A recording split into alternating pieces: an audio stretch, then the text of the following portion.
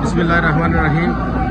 आज 9 मुहर्रमुल हराम है और लगभग ये सन 1971 से ऑनवर्ड्स इस वक्त तक ये यहाँ पे जुलूस जो है बरामद होता है।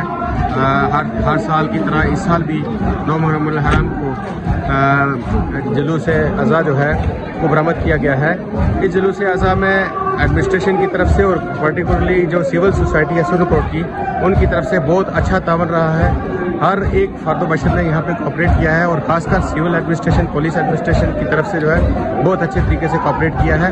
हम इन सब का शुक्रिया अदा करते हैं और हम हर उस फर्द बशर का शुक्रिया अदा करते हैं कि जिसने भी इस जुलूस में शिरकत की और अपना तावन दिया, जिस भी तरीके से पैदल चल के साथ आज़ादारी करके या जैसे भी तावन दिया इस जुलूस अज़ा में, हम उनका शुक्रिया अदा करते हैं। और आप मीडिया वालों का भी हम शुक्रिया अदा करते हैं कि आपने हमेशा की तरह इस साल भी इमाम हुसैन अलैहिस्सलाम के जुलूस में जो है उसकी कवरेज की और अच्छे तरीके से आपने ताउन किया है। बहुत बहुत शुक्रिया।